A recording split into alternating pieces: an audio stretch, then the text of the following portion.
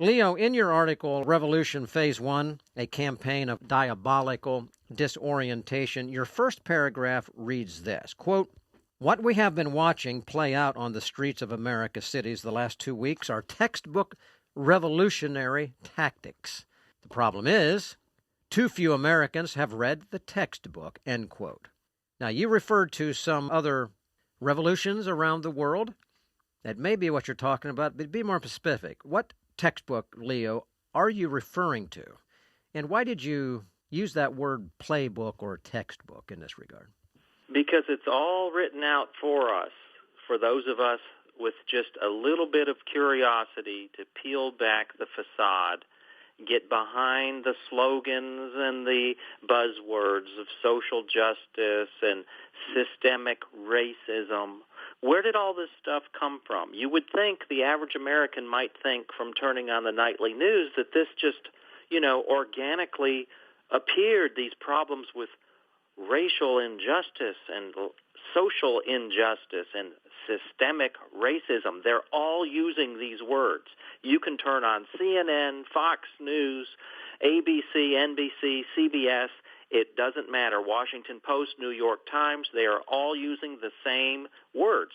Words matter. Where do these words come from?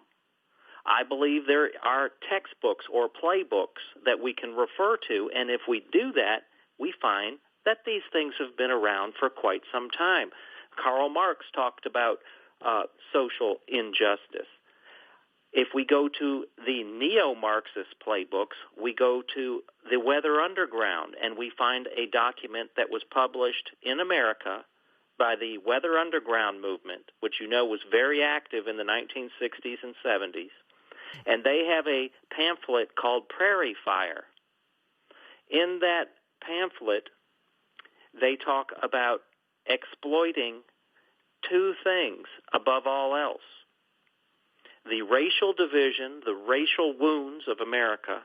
Fan the flames, they say, of those, because America has a history, with the Civil War, slavery, all that civil rights movement, all the things we've been working to get beyond for years and now decades. They don't want us to get beyond those. They don't want to heal those wounds. They want to reopen them and pour salt in them. It says that in the Prairie Fire document.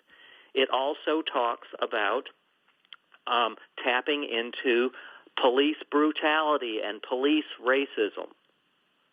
That's exactly been the linchpin of this current revolution, Act 1, that we're seeing play out right now in 2020. Isn't that interesting? This document was written in 1974 by the Weather Underground, and this was a group that was headed by Bill Ayers and a few other folks who firebombed, Sam, over 1,000 buildings, most of them federal buildings, in the late 60s, early 70s. Firebombed them. They were terrorists, communist, neo-Marxist terrorists.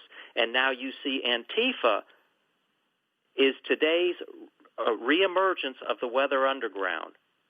And the Black Panther movement, which operated in the same period as the Weather Underground, has the Black Panther movement, which was also communistic, has reemerged in the form of Black Lives Matter.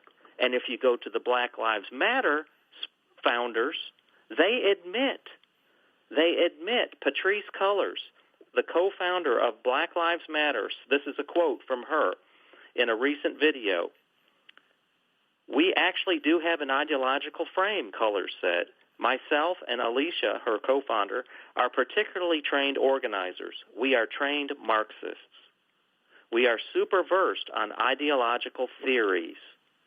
So these people aren't so concerned about black lives. If you go to their website and you click on the tab that says "What We Believe," you find very little about concerns about black lives. You find a lot about warring against the traditional nuclear family and how that must be undermined. You find a lot about pro-abortion rights. You find a lot about LGBTQ rights. Not so much about black lives.